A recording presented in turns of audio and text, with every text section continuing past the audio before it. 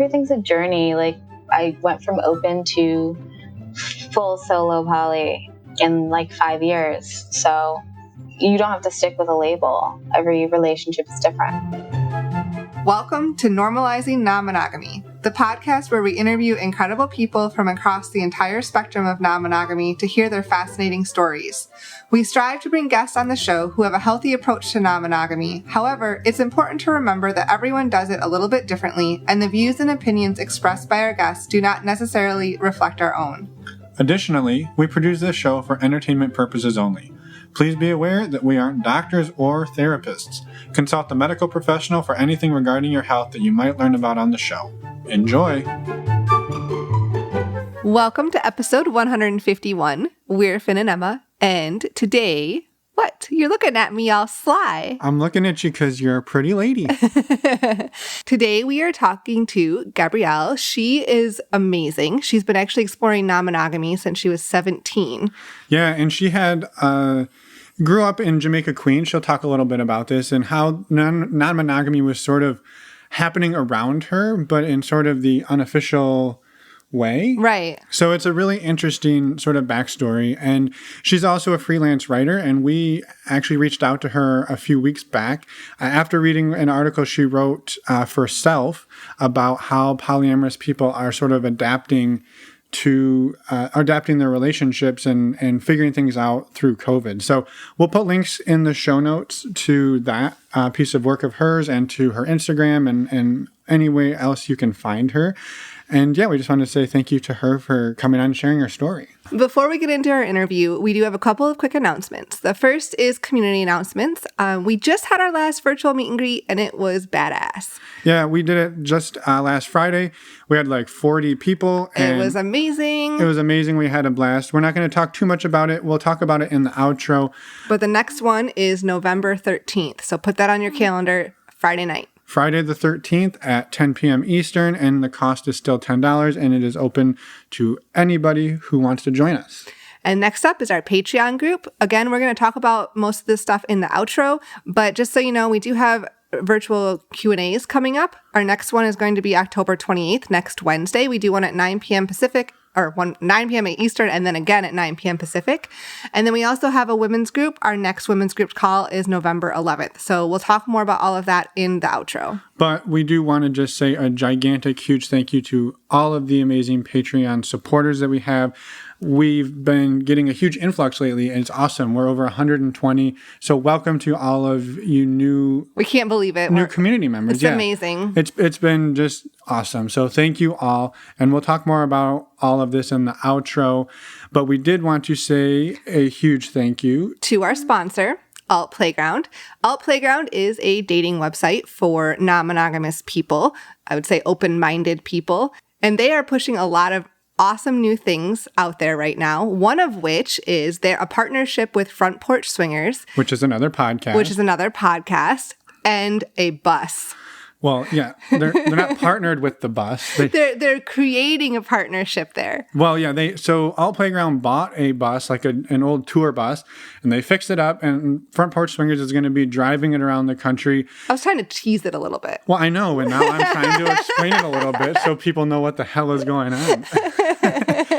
And so we don't have all of the details on what they're doing, but we talked to them this morning actually on the phone, sort of about what they're doing with this. And their original plan was to go and promote events and do all of those types of amazing things. But obviously that can't happen right now with COVID. So what they're planning to do is sort of drive around and meet and sort of like do one-on-one interviews with different event coordinators and business owners and other podcasters. So they're going to use it to sort of build community and promote other creators on a more personal, smaller scale until COVID has released its fangs from our necks. Yeah, I know. It's kind of crazy. So anyway, all that to say, they're doing some awesome things. If you would like to check them out, you can head over to altplayground.net and sign up. You can do a 3-day trial for $3.99, which... What better way to check everything out and see how it is? 3 days. You can also get there through our website, normalizingnonmonogamy.com. There are links all over the place and in the show notes of your podcast player. And one quick last thing before we jump into the show. If you're listeners to the show, we know that we are huge proponents of sexual health and knowing your STI status. If you're looking to get tested for STIs, the way we do it is by using stdcheck.com, and we highly encourage you to check that out as well. Yeah, it's an awesome service. It is about $200 for a full panel. It is super fast and easy and discreet to have it done. You do everything online. You go into a national like LabCorp or Quest, and it takes like 10 minutes. You're in, you're out, you're on your way, and you get your results the next day. So we've been using it for years and we love it. And if you use the links in our show notes or on our website, you get $10 off, and it supports the show. Which, thank you for that, and enjoy the $10. We greatly appreciate it. And so you can find all of that and us at our website, normalizingnonmonogamy.com. And with that, as you were just going to say, let's jump into the show. And don't forget to reach out to us and say hello. Yes. Now let's go talk to Gabrielle, and we'll see you on the other side. Let's go. We're super excited to have you here, Gabrielle. We reached out to you a couple of weeks ago after finding your article on self.com about how polyamorous relationships are handling the ever-present pandemic that we're dealing with. And it was a fantastic article, and we thought, hey, we'll get her on the show and hear what she has to say. So we'd love to have you introduce yourself and tell everybody a little bit about who you are. Thanks so much for being here. Thank you guys, and thanks for having me. My name is Gabrielle Smith. I am a writer. I like to call myself a resource. I don't want to claim educator.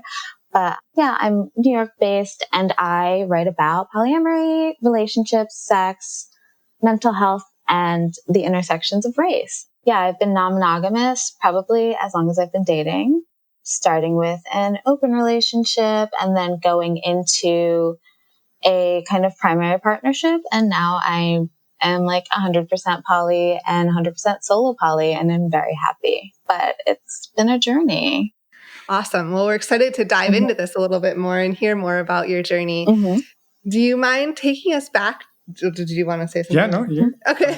I'm just excited, so I was waiting for you to take it over. I thought you were going to chime in. Do you mind taking us back to the very beginning? Like you said, when your dating journey started and what that looked like. Okay, so when I was in high school, I was actually, the last 2 years, I was homeschooled because of a district mishap that we had. I was like a quiet, nerdy kid.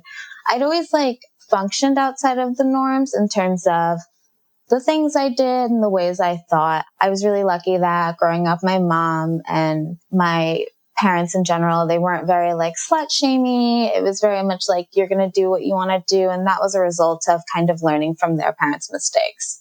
So when I was 17, I had my first boyfriend, like 3-year-long relationship. We started dating. I went to college. He was kind of on one path, and I was kind of going on a different ascension. So after about a year and a half, I was at work. I was a hostess at a casino, and some guy came up to me, and he was flirting with me, and flirting had always been on the table for my relationship.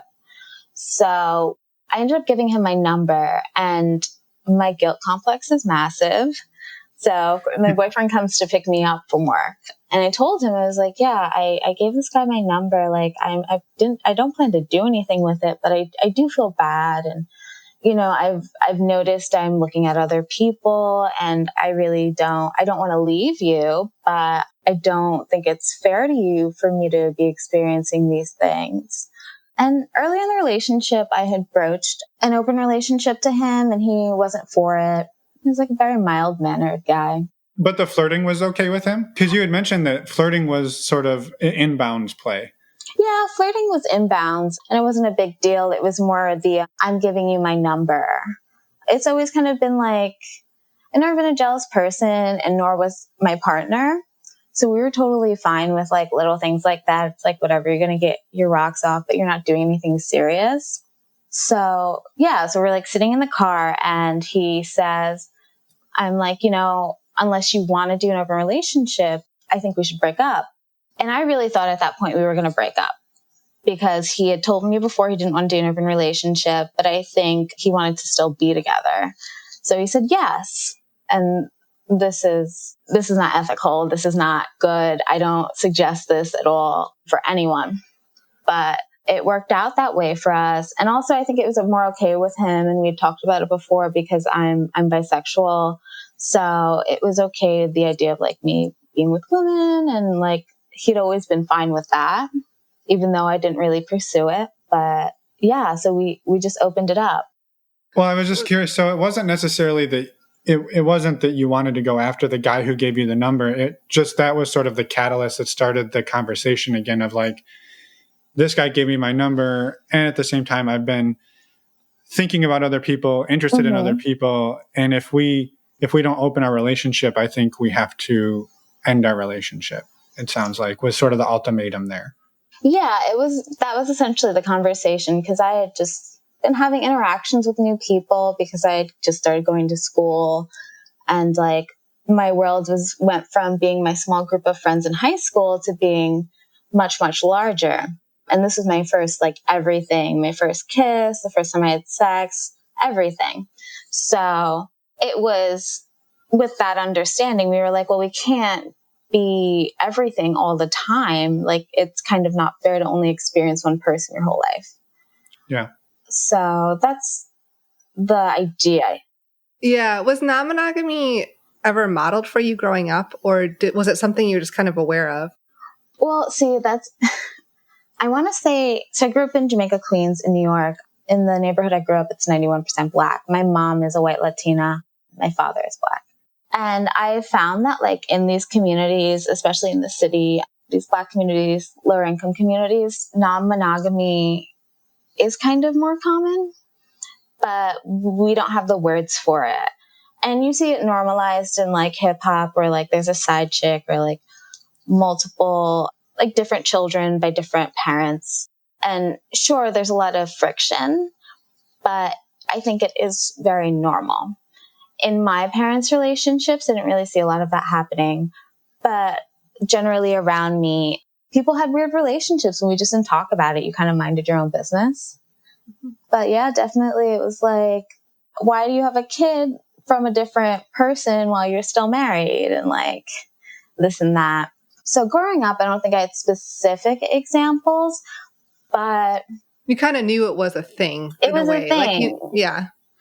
Right. But it hadn't necessarily been like, we're in a polyamorous relationship and here's how to do it in the, ethical or consensual way. It was sort of, it was going on around you. Yeah. I was just curious because so many people growing up have like monogamy modeled for them and have just no idea that anything else ever exists. And so the fact that you brought up an open relationship to your boyfriend at 17, like, you obviously had some other background growing up. I spent a lot of time on the internet, I think is what it was. The first time I read about an open relationship, I was following this online fic that was about like werewolves and vampires, and the main character was in a love triangle. And instead of her picking one at the end, she picked both of them and everybody was cool with it. And I was like, this makes more sense. Like, why are we fighting? Yeah. And I think that's awesome. Yeah. So I had to be like a teenager when I read that. And I'd seen open relationship floating around and stuff. I also just think my background is a little more open.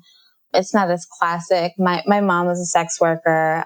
My dad's very blue collar, and he like ran a bar at one point on top of everything. So I think the ideas around sex and relationships just weren't super traditional in my family.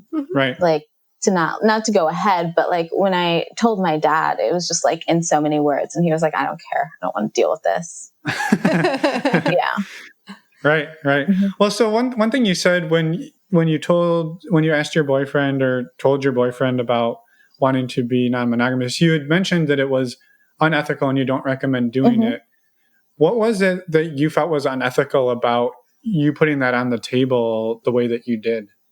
Well, I don't think it should be something that fixes a relationship. An open relationship should be something both people want.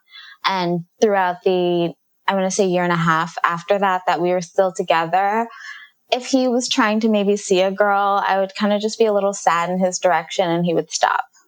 So I think there's like a little bit of manipulation going on. And like, I think there's also the power dynamic that like, I'm arguably more attractive than him, which is a thing. People don't want to talk about it, I guess. But like, I was like burgeoning woman, and he was just like, regular dude.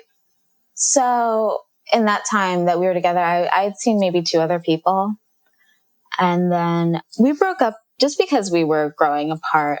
But the catalyst was, I guess we had made an agreement that I didn't remember making, that he would always come first. So I made plans with someone else. And we had plans that I didn't know we had plans. And then my ex got upset. And it just was one of those conversations where you realize it's a breaking point and the relationship doesn't work. Right. Well, you kind of answered the question then of once he sort of agreed to this, we could maybe say under duress, loosely, that he was, doing this, but how did it play out? And you've kind of talked a little bit about that, and that it almost feels like the unethical piece, like you said, was you wanted to explore, but if he tried to explore, you didn't say he couldn't, you just kind of made him feel shitty about it for a little while until he stopped doing it. Yeah, I was just like, oh, and I was a teenager and it was stupid.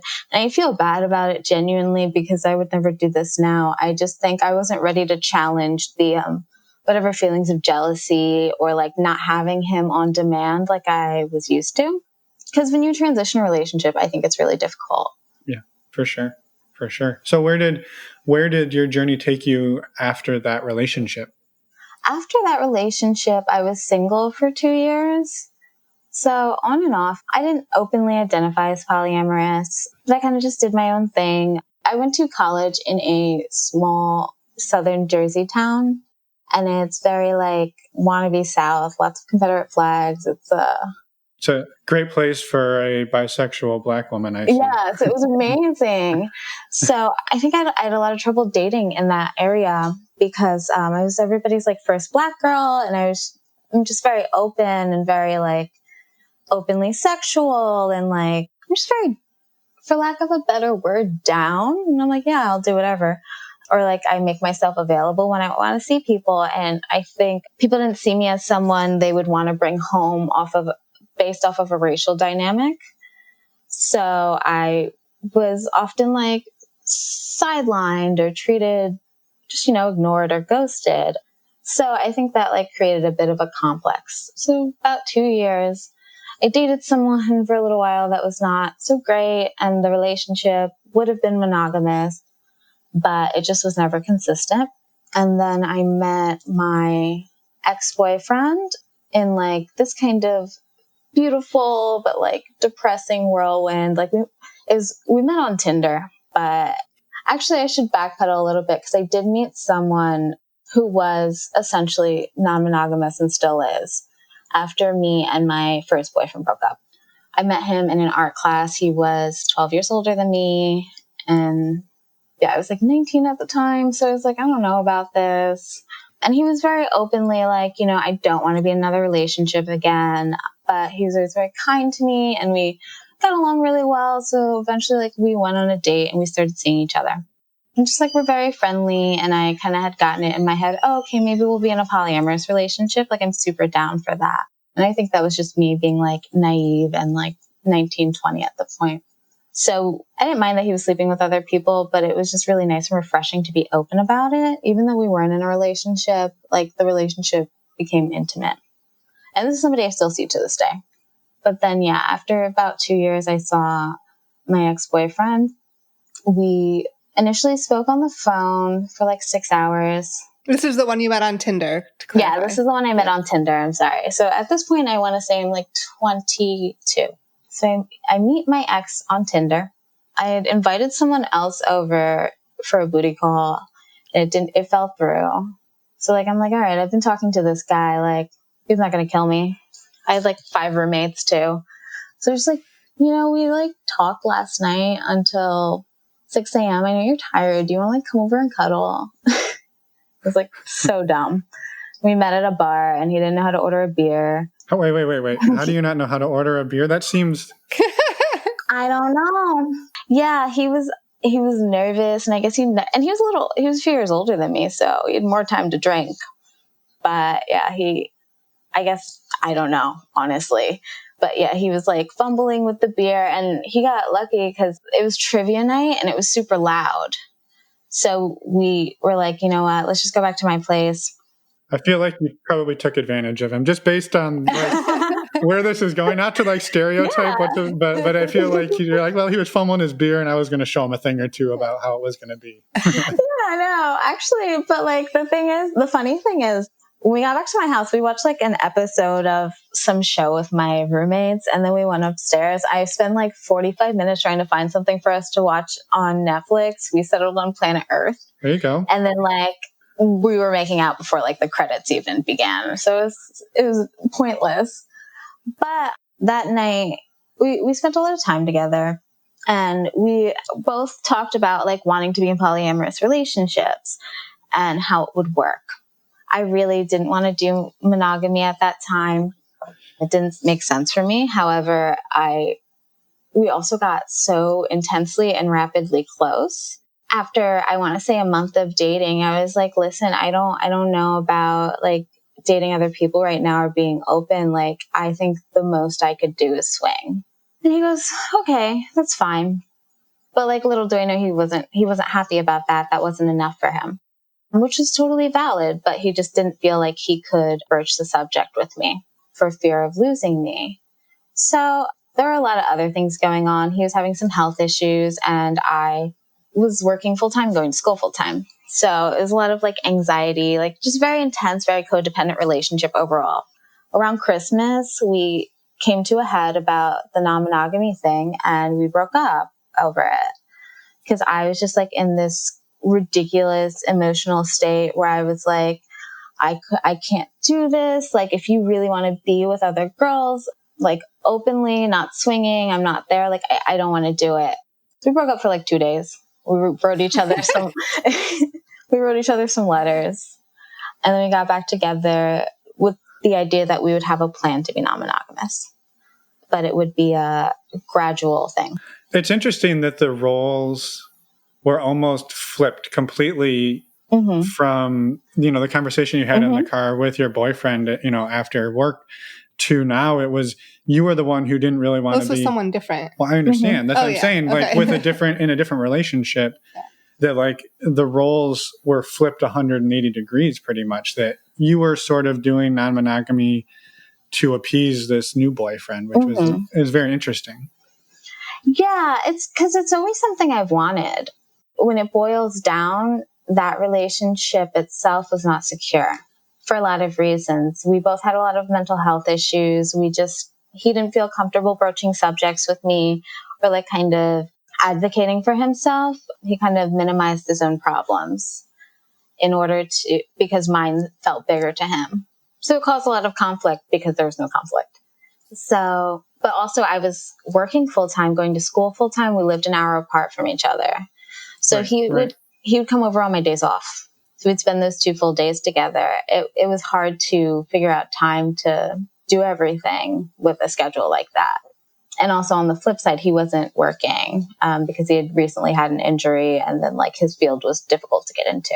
So it was 2 very different situations between both of us. No, for sure. It was just an interesting sort of correlation. I don't know if correlation is the right word, but an interesting sort of switch that happened. Yeah. I think the first relationship, I had a lot of power, and I felt that. And because I didn't have the language to contextualize it, I used it. And after I left that relationship, I realized, I can't be like this. This is not good. But also I realized I don't want to date people who I can essentially take advantage of. Because for me, it's very natural to, I guess, take what, I'm going to advocate for myself as much as possible. And if someone can't advocate for themselves, if they're kind of just going to lie down and do whatever I say, then I'm kind of just going to get whatever I want. And I want to be accountable to my partner. I want a partner that can hold me accountable, which did happen the second time around. He just wasn't good about advocating for himself on smaller issues that ended up being a lot bigger. Right. So how did it end up working out with this guy? So you had this plan to be polyamorous. You had the 5-year plan, and I guess how did it all play out?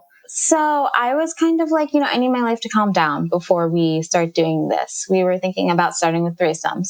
So it's May, I graduate from college. All right, cool. That's like 30 hours a week. I have free all of a sudden. Amazing. So I'm like, if you want to start looking for girls, we can do that. Or couples. So we like talked to a few people and he wasn't ready all of a sudden. So I was like, okay, this is weird. I've just been feeling guilty about this for the past 5 months, but all right, like whatever. So, we put a hold on it, and then we kept like talking about it and talking around it. We went to a swingers club with our friends, but no one was there. It was the 4th of July, and just like my friend group is also really non-monogamous and like very sexually open. So like everybody just does whatever. So yeah, my friends, they were regular patrons at the swingers club, and they're a commodity because they're like the only 21-year-old single girls that would go to a swingers club in Atlantic City where I used to live.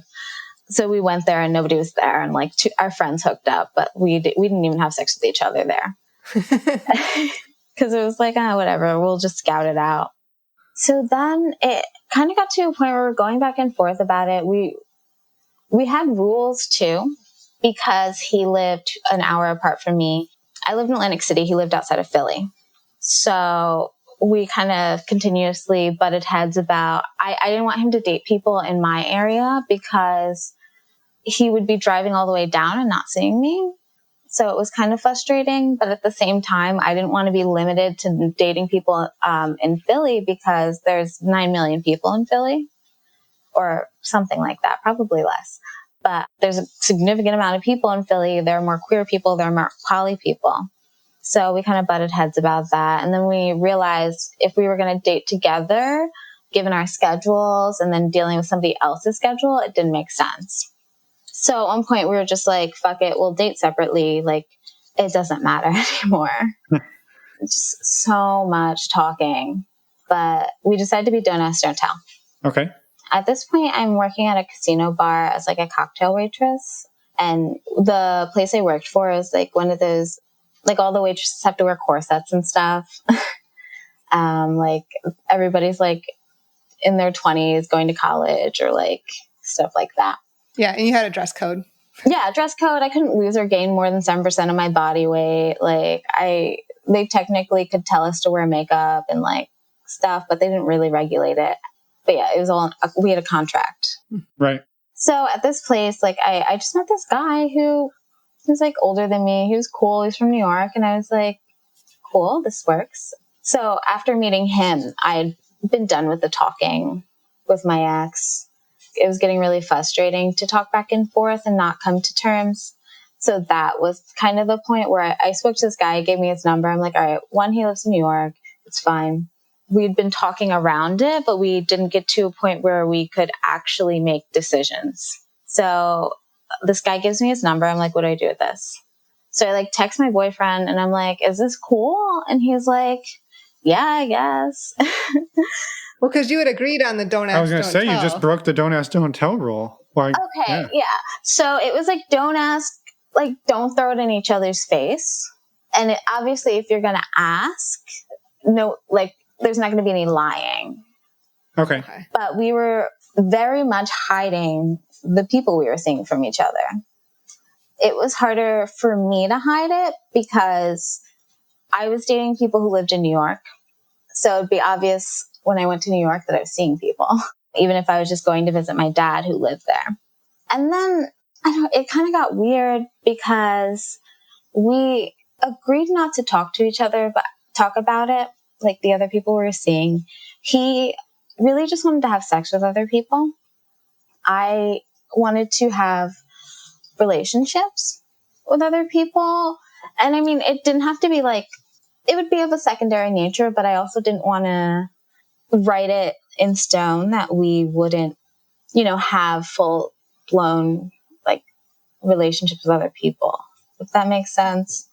Like our rules were a little muddy, I guess I should say, or like our intentions, because we were just trying to figure it out. We had talked in circles for almost like a year and a half about the same thing. We were like, fuck it, let's just do it. And like, there's no more we can talk about like past this.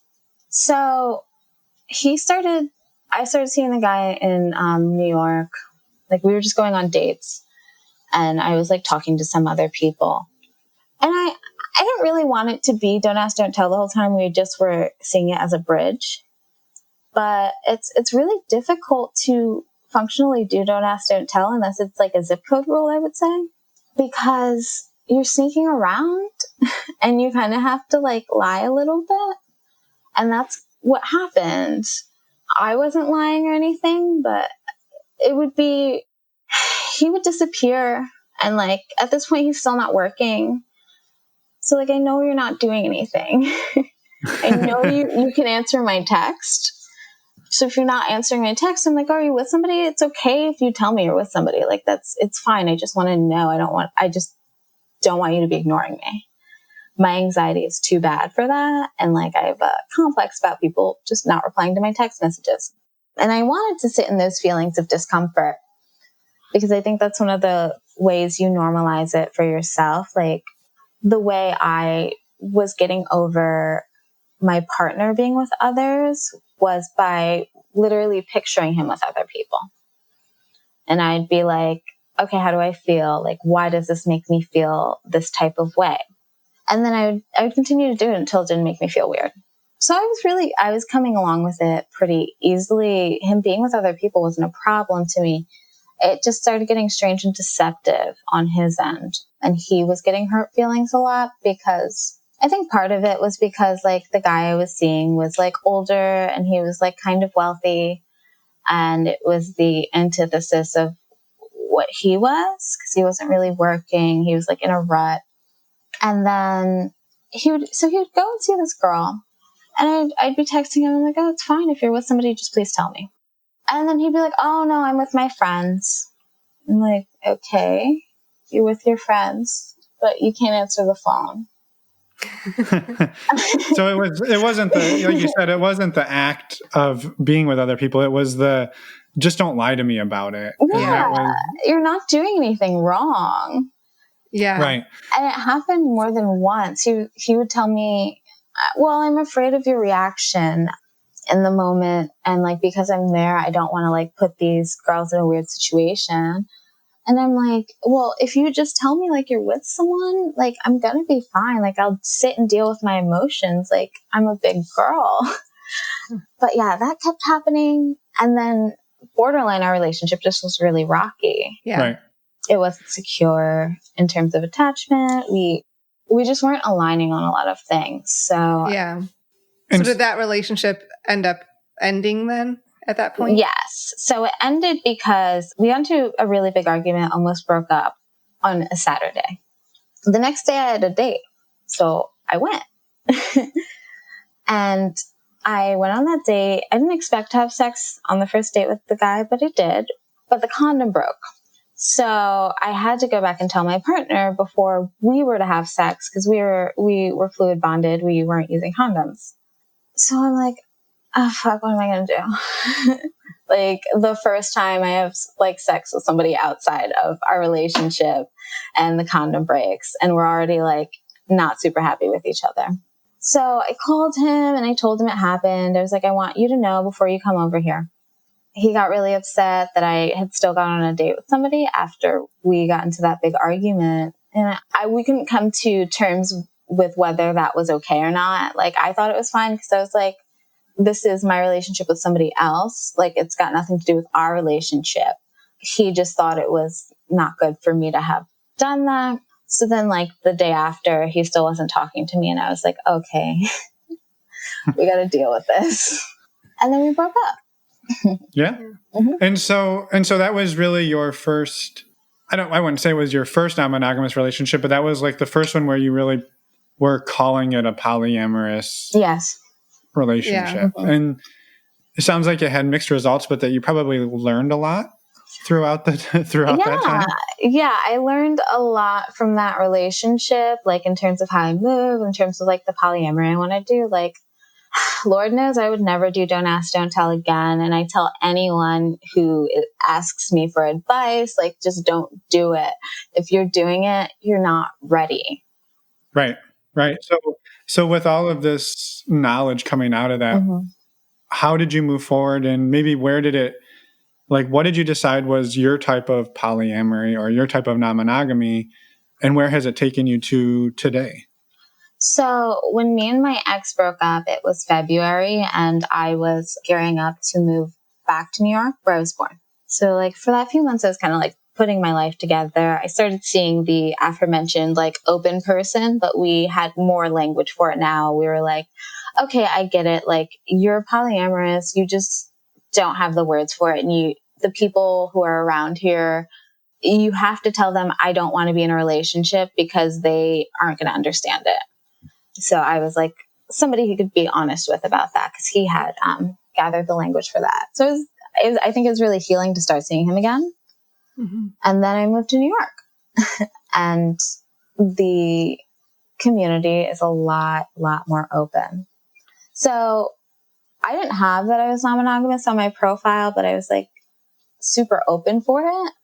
I still wasn't sure what I wanted in a relationship, but like a month after I moved to New York, I met my current partner, who was in an open marriage, and they're 100% poly, and it just worked out.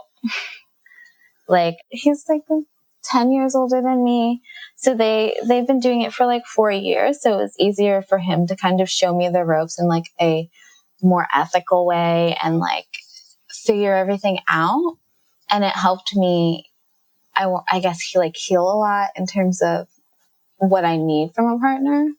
Like, my current partner, Alex, is just he was very, very helpful in my healing journey, for lack of a better word, just because I think when you have a series of relationships where you're asking people to be something just consistently over and over and over again, and then you finally meet somebody who does it without question, you kind of learn, oh wait, it's not me. Like, I'm not being unrealistic. And I think I was always made to feel like a fully polyamorous relationship was unrealistic, because I never thought I could be solo poly, which is what I identify as now. I always thought like, okay, I need like an anchor. I need to feel like the most important person to at least one person. But I think that all came from a lack of self-development. So I met Alex in the summer, and he had also just met his other partner like a month before. So he's getting into two very like intense relationships at the same time. Plus his primary, Plus he's married, yeah. So I met his wife, I think, a month after we started dating. We all went to this is one of the funny things about the relationship. So I met Bridget when we were going to a play party. So I met her in their apartment for like 15 minutes. We talked. And then Alex and I went to dinner. And then the next time I met her, she was being flogged by her dom. And I was like, oh, okay. And honestly, that night was still a lot for me, because I wasn't used to E&M, like people being so open and just free about it. And my relationship with Alex at the time, we didn't know like what was happening. It was like so new. So like somebody else, like as a goodbye, like started making out with him, and I was like, what? Like, I didn't expect this. I'm like, I don't know who this is. And like, we realized we had gone into the party without discussing boundaries. So we like backpedaled and talked about it. But I was just like, oh, that made me uncomfortable. I just didn't anticipate it. Like, I was like, oh, I know, obviously, like you're going to kiss your wife or whatever. But they also like, it helped that we met, like, but we both went with different dates. Like, he came with me and she came with her partner. And we didn't even really hang out that much during the party. We just like separated, and like him and I just spent most of the time together. So it's sort of now a mix of poly, but also like some it sounds like casual play parties are, or at least were, on the table before in the before times. Yeah. So it sounds like it's really opened up to like you said, your self-development has opened things up to where you're okay with solo poly, and you don't have to be the primary to somebody, and also going to like a more casual play environment. It sounds like, it caught you off guard, the like just making out, but that you've learned and had the discussions about that. Yeah, I think the one thing I will credit like my last relationship is that we did have really good communication. We just didn't know how to resolve our issues because I don't think we could have. We got too much in this space where we thought things were supposed to be a certain way. And when they had to change, we weren't prepared to do it. We weren't in the space to like grow together. We had to grow separately. Whereas like with my current partner, I went into it knowing the situation. I'm like, all right, you're married. Like, great. Me and his wife get along really well. Like sometimes I'll like sleep over and she'll be like, they have a 1-bedroom because it's Brooklyn. And she'll be like, do you want to sleep in the bed? Like, I'd rather sleep on the couch. And I'm like, okay. Like it's that level of like, we don't care. Yeah. And like the paths do not cross. Like I don't have a relationship with her other than like a friendship. And it just ended up that way. And then, like, it did take me a while to meet his other partner. I would say about 3 months because there were like some minor conflicts and I just didn't know how I was going to feel. Because I think like it's one thing to have to meet like the person he lives with, the person that's literally not going anywhere, or as meeting someone who's like more in your playing field where the emotions are like probably equal, I guess feels a bit more threatening, or like I didn't know what that situation would be like. I'd figure it out. But I think I did wait too long to meet his other partner because I just built it up in my head and made it into this thing where like, with my anxiety, which is like clinical, I started fixating on things. So like him with his other partner, like just these little details that I had known. And I think I like just inflated her to not being a real person, which wasn't fair to her. Like the minute I met her, I was like, oh, okay. Like it was nothing. We were fine. Yeah. But I think that was just like baby lessons. After we kind of got through that hurdle, like there haven't been any like significant problems other than the whole pandemic. Yeah. Other than that problem. Yeah. How long have you been together with him? Like a year now. Awesome. And throughout that time, have you also exercised your polyamorous given right to date other people, or have you largely been monogamous in a sense? I want to say for the first 3 or 4 months I was mostly just with him. Oh no, I wasn't. I was dating someone else at the time too. I just forgot. Yeah, I was dating a girl for like 6 weeks, which was really nice, but it just didn't work out. And the main issue was at first when I moved to New York, I moved back to my hometown in Jamaica Queens, which is so much further than where everyone else is. It's to the city. It's like 45 minutes on the train. So nobody wants to come out there. And I was living with my dad. Nobody was coming there. So those first few months I was doing that. And then I moved to Brooklyn. So it became a lot easier for me to date. But then like everybody was just kind of disappointing.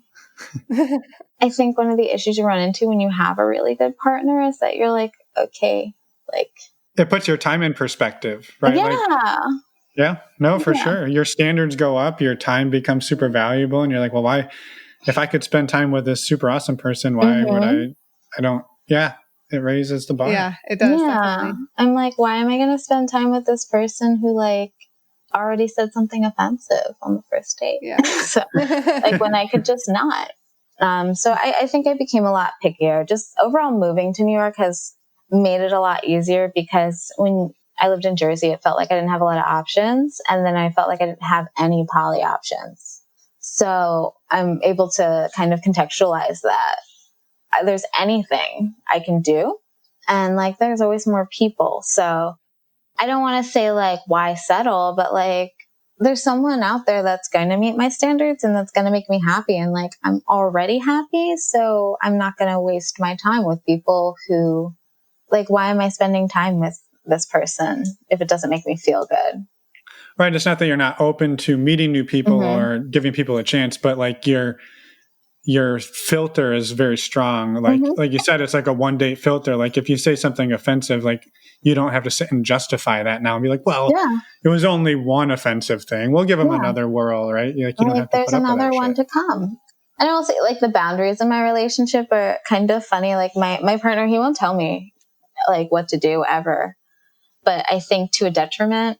I was talking to a guy and I was telling him, like, this is somebody different. And I used to do phone calls before my first dates because I live so far away from everybody that I'm like, okay, am I going to drive an hour through traffic to see you? We got to figure this out. So I spoke to him on the phone, and I mentioned before, I'm just very openly about sexuality and stuff, but I don't like speak about it in a titillating way. It's just matter of fact, like these things happened. So I was recounting to him the play party I'd gone to with my partner. And like, you know, the good, the bad about it. Like, the lights were too bright, stuff like that. Oh, there wasn't enough seating. And then he told me like a little bit of some things. Cool, phone call over. And then like, I'm driving to see the girl I was seeing at the time. And he like sent me just this very like suggestive thing that like meant that he was masturbating while I was talking to him on the phone. And I was like, why do you have to ruin it? I was like, why? So because I was driving, he sent me that text. I didn't reply. And then like I parked, and by then he had been like too much. And I was like, yeah, but I was still going to go on the date. So I called my boyfriend and I was like, yeah, this weird thing happened. So he's just like, well, where are you going for that date? And I was like, oh, we're going to meet at this bar. And he was like, just make sure you have your location on. He's like, I just want to make sure. And then I called my best friend, and she was like, that guy's a pervert. He's disgusting. Please don't see him. It was like, okay. So it's like kind of those like, oh, do whatever you want, but like, you're going to figure it out. Yeah. Yeah. Yeah. It kind of falls into the blooper category a little bit. Yeah. I don't know if I've ever had that happen. If it's happened, no one's ever told me that they've been masturbating while talking to me. I wonder how many people masturbate to our podcast. Yes. There's other. For the record, hand check. I'm not masturbating right now. So there are raunchier podcasts. Definitely. Definitely. Yeah. I think that was the first like sex mention. I was like, oh, we're at a play party. Someone got flogged, but yeah. But yeah, I don't. It's also like just the kink community, which is very open. You do have to be careful with it. And like we were talking about kink situations, and there were definitely more red flags in that conversation because he was sending me pictures of like these very long butt plugs. And I was like, not for me. And he was like, no, for me. And I was like, okay, like I'll try it. But this was all before we had met. So it was kind of weird. Yeah. Right. Yeah. Right. Yeah. Are you said before that you're a very open person and that you did tell your dad, are you open to everyone pretty much in your life? And if you received any, like, I guess, not necessarily backlash, but pushback? Negative vibes. Yeah. I mean, I'm open with everybody. I'm too shameless. When I was living in Jersey and me and my ex were talking about being poly, everybody was like, you are fucking out of your mind. She's like, why? Like a lot of, why are you guys even dating? Like, you clearly just don't want to really be together. Like, oh, your issues are because you want to open the relationship, stuff like that. Or people just, I don't know. But whenever I'd start a new job, I'd like test the playing field a little bit to see like, okay, how open-minded are people here? But usually my coworkers were just like very happy about my stories. They were like, okay, I guess this is what's Gabby going to say today? But yeah, no, nothing. And like you said, your dad didn't care. He just didn't want to know. Yeah, he just doesn't want the information. Like, it's also like how I came out as queer to my dad. My dad was like saying something homophobic, and I just was like, I date girls, right? And he was like, he just was like, well, it's none of my business. I like sputtering and everything. And I'm like, okay. So, and now he knows, like, when he tries to bait me into, because my dad's like an old black man, like very classic. My dad's from Brooklyn. My dad's from Brownsville, Brooklyn. He's retired, like everything. He's just openly homophobic. And I'm like, can we not do this? But Alex helped me move all my stuff, and he didn't take his ring off, just like nobody noticed. So one time my dad was driving me to Jersey I had to do some DMV stuff. And I was on my phone. I was laughing at my phone. He was like, oh, what are you laughing at? And I'm like, oh, this girl I'm seeing, she said something funny. So he was just like, well, what does Alex think about that? Because at that point he had met him. And I was like, Alex is married. Like, you didn't see his ring? My dad was just like, this is too much.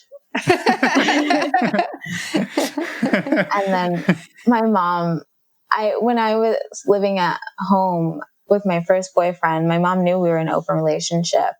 So she knew, like, going forward, my relationships were open. But like when I moved to New York, it's super obvious now. And she was just like, could you tell me how to be a player like you? And I'm like, that's not it. But because then she'll be at the play parties with you, and then it'll be even more awkward. It'll be, I don't want to do, my mom was like, back in the day, I used to go to the swingers clubs, like we wouldn't do anything, but I would go. And I'm like, okay, Mom. Whatever you say. Yeah, my mom she was a dancer. She was a stripper. So of course she was like, people probably paid her to go to those parties just to like have beautiful women there. But yeah, I don't know. I think having that unconventional background definitely just makes it so much easier for me to be open about everything. And I mean, I just don't really, it's not the craziest thing in the world, I think. I know non-monogamy completely challenges people's perceptions of all relationships. And I think the closer and closer you get to like relationship anarchy when you do it yourself, and I don't identify as a relationship anarchist, but the closer you go to that, you start recontextualizing every relationship you have and your idea of relationships and what they should be. And then you start thinking about marriage and institutions. And like, when you boil everything down, you realize it's not real. People are just telling us it's real. And for me, someone like with a background in Africana studies, these like monogamous structures, they're not founded in they're mostly found in Eurocentric cultures. You have like evidence of like co-wives, which is like, I don't remember the specific thing, but I read it in an Audre Lorde book about essentially like lesbians and relationships together. Like they just kind of married a man, but they would have a wife as well and all these things. So I think it's just more natural for me is what I've realized. I'm somebody who's thankfully not very jealous. I kind of equate to jealousy with anger, and I'm not an angry person. I've definitely had a lot of insecurity, but I've spent a lot of time unwinding it for sure. Like right. I've been making content on my Instagram for E&M, and I did this thing, is jealousy even real? Because I think when you deconstruct jealousy, it's a lot easier to understand and analyze and get over. Yeah.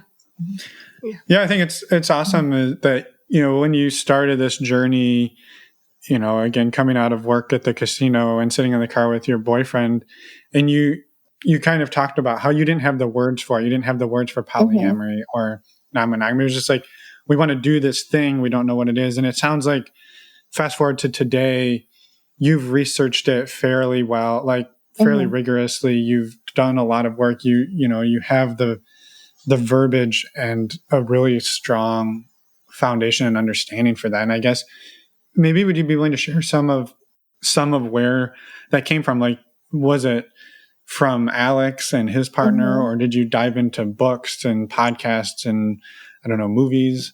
I think I have a basis of feminism. And I think that teaches you a lot about like equitable relationships. Because when we look at movies and media, we don't get good relationship models. And I think growing up, I never had good relationship models. So baseline, I knew, what is a good relationship? I've been searching for that a lot. Or what is a healthy relationship? So I've read a lot about how we should interact and communicate. The polyamory subreddit is really where I got like most of the information and like verbiage, I would say. But I have learned a lot from my partner and my own experiences. The way Bridget and Alex opened up, they were having group sex, and then they just started seeing a couple. And through that, they learned a lot. And then I think they had pretty much just like fully opened up a few months before he met me. So I was his first like quote unquote real girlfriend, separate of like them dating together. So we did like all learn in a lot of ways. But I think all you really need to like complete everything is to have a lot of really emotionally mature people. Because when you have people who can actually talk about their feelings and articulate, okay, this is bad, and constantly reassure each other and like reiterate like your feelings are valid, whether or not like they apply to the situation is another thing. Right. But no, I've read a lot, I've journaled a lot, and I've been on subreddits a lot. That's how I learned a lot about sex too, because I didn't have sex for like a year and a half in my first relationship because I was scared and I knew it didn't have to hurt. So I just like read and read and read, but mostly older poly people and like my own mistakes. Yeah, that's amazing. And I think it's fantastic too that you're giving that information back by writing about it and putting articles out there, putting the work you're doing out on Instagram. So, Right. So thank you for that. I mean, that's incredible. And we'll have links to some of that stuff in our show notes too. Thank you. Yeah, I think so. Instagram makes everything more palatable and it makes it a lot easier for people to process this information. But I attack everything from I'm a queer Black woman and I'm solo polyamorous, which I think is rarer. Most people are in primary partnerships or they're in triads. And I wanted to represent that. And also I just like, it's kind of surprising to me how much people don't know, but I think it's because I've just been in this world for so long. And my reaction is just to Google everything immediately and like find as much information on it so I can understand it. Because the more you understand and illuminate, the more it's not scary. Yeah, for sure. How do you approach keeping yourself safely? You talked about you were going to potentially go meet the phone masturbator. Like how do you keep yourself safe, both, your sexual health and just your physical health? And I guess that rolls into the COVID question, right? Yeah. And maybe not that we want to dwell on it, but it is a real thing. And I imagine you're out trying to keep yourself safe, just like all of us are. Yeah, the COVID thing is a big one because it was hard for us to run into that one, especially being in New York City. As of now, like sexually, my partner and I are fluid bonded, and then technically him and his wife are. We get tested every 3 months about, and it's just like the two of us, for the most part, having sex with each other without condoms. If I have female partners, it's not, we don't use dental dams or anything, but that was a conversation me and him had, and he was like, whatever, it's fine. And then group play, yeah, we always use condoms as well. So just kind of like being really transparent. It would be a big issue if him or I had unprotected sex with somebody else because it's just a communication thing. And I'm on birth control, like the pill, a good old pill. But physically, I mean, my roommate has my location all the time. So I'm like, well, if I'm going out, you die, and I die, it's your fault. No pressure. No pressure. I think we also like share Google calendars, and I'm pretty good about if I'm say going to a bar, I'm just going to put the location of the bar in the calendar. Right. As well as like with him, but like he doesn't have my location or anything now, although because of COVID, we might change it. So going into COVID, actually, it became this huge situation. Alex lives with his wife. His wife has another partner. And for the first, I want to say up until June, we completely, like, it was a closed circuit pretty much. They have a car, thankfully. So he would come here or I would go over there. And that was it. His other partner was like on the West Coast. She like fled the city as many people did. So that wasn't a conversation that we had to have. And then Bridget would see her partner. So we all agreed on that. So around late June, we decided to start like socially distantly dating. We just go to picnics with people. And I have started seeing people but the agreement has become, if I am intimate or like in breathing space with anybody, I will get COVID tested before I am intimate with my partner. Otherwise, we will be socially distant. Right. Mm-hmm. Yeah. No, I mean, thank you for sharing and shedding some light on that. Cause I think it's interesting to hear how people start, right? If we'd had this conversation even 2 months ago, 3 months ago, it would have just been like, nope, it's not even a thing. But now as people are starting to break their bubbles, poke little holes in them, it's really fascinating to hear, how that's happening. What agreements are made and all of that stuff. Yeah. But it's a similar conversation to like sexual health and exactly. Yeah, it's like, oh, how many people are you around? And also, like, I feel like I pretty thoroughly vet people. Like, the partnerships I've had, like, it took a month or 2 months for us to even, like, or rather, the partnerships I've begun, it's taken us a month or 2 months to even, like, get to that point where we're like, okay, let's both get COVID tested so we can see what's going on. Because you kind of have to analyze how people are with their life and see if they're trustworthy or if they're, like, secretly running around in the streets. Because as much as we want to be sexually open and date as much as we want, it's just not possible. Right. Yeah, for sure. Well, thank you again for sharing. We appreciate it. Yeah, and in the essence of time, I guess, was there anything else that you wanted to share and make sure to get out there in the world? Unless you had more questions. No, I think, that's a great one. Yeah. What have we not talked about that you really wanted to talk about? And if, I don't know if you've had any bloopers in your experiences. I know again, your phone masturbator, but I don't know if there was something else that came to mind with that. We like that question because it's kind of a lighthearted way to end conversations, but by all means, if there's something that we're missing, please help us get this out in the world.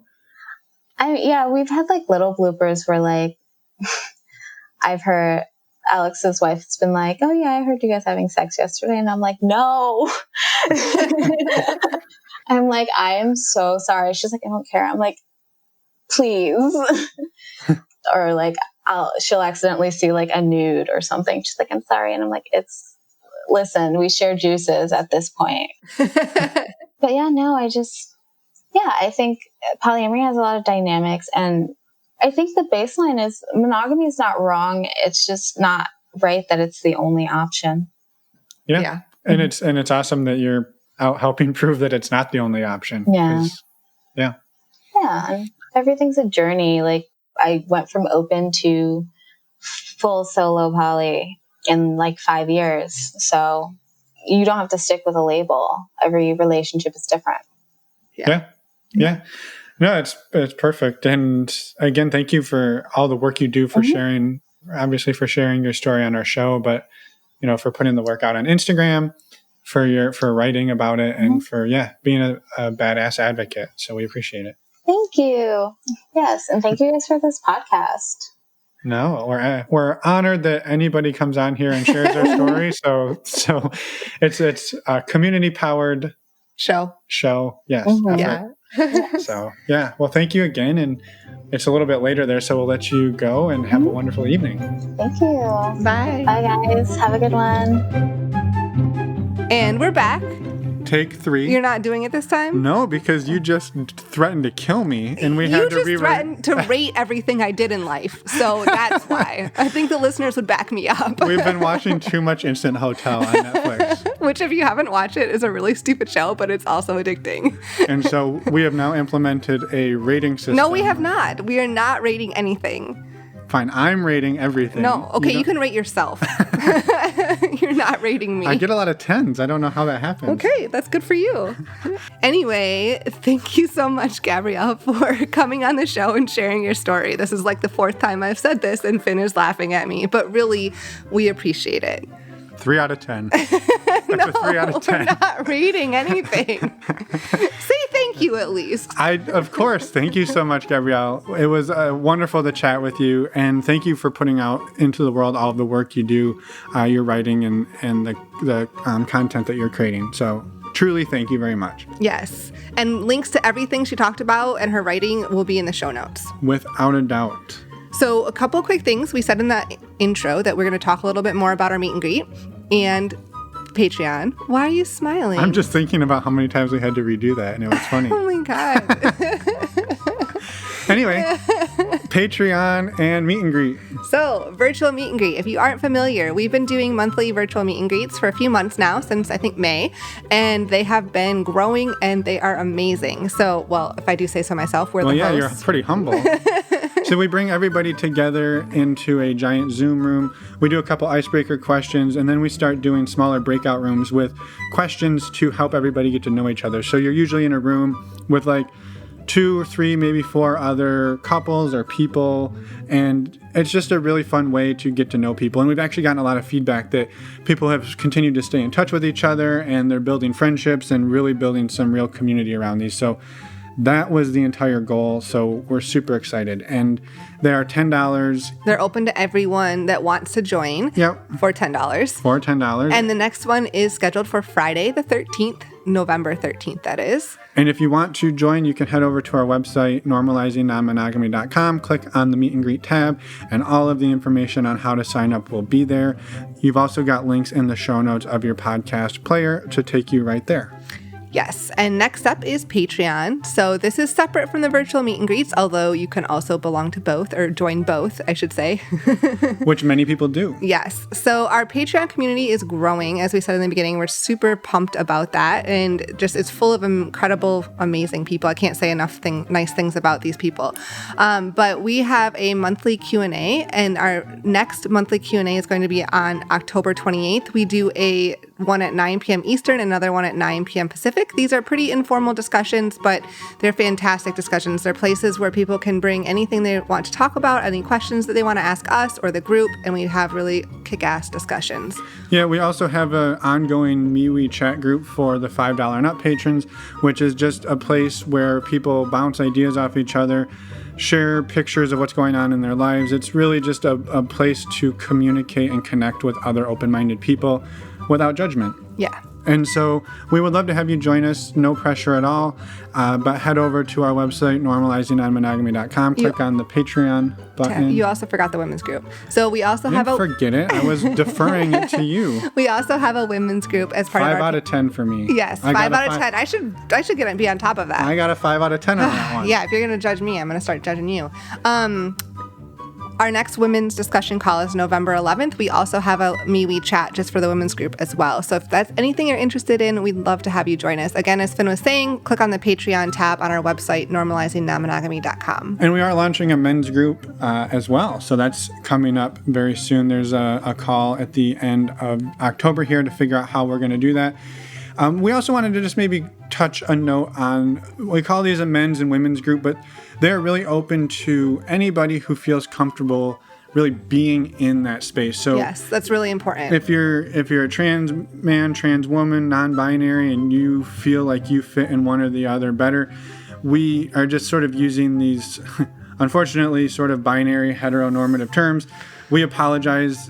We're trying to think of better ways to be inclusive, but also provide spaces that are safe for everybody involved. So know that they are open spaces and safe spaces for you if you are part of the trans community or non-binary or anywhere on that spectrum. Yes. And next week, first off, a quick reminder to go check out Alt Playground. Oh, yes. And you can do so by using the links on our website, or just go directly to their website, altplayground.net. And we'll have more information about the bus tour that the Front Porch Swingers are doing coming up soon. As it becomes available. Yes.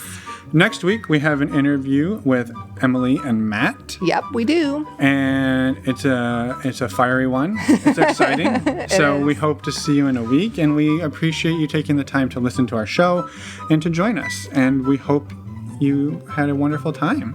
Yes. Bye, everyone. Thanks for listening. I think 10 out of 10. 10 out of 10. Check mark.